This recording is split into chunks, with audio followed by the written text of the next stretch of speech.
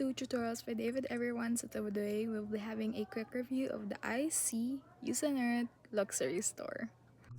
So we have here the Icyusanert, or am I pronouncing it right? Present itself as an online retailer, but there are significant red flags shoppers should aware before buying. So automated reputation tools give that the site a very low trust score and flag it as a high risk or suspicious, noting a very new domain, limited traffic, and possible links with the dubious site that often coincide with scam operations.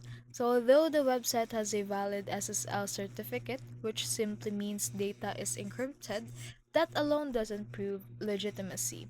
Many scam stores also use HTTPS, like there's no established history of customer reviews or verified sales, and the lack of transparent contact information or social proof further adds to concern.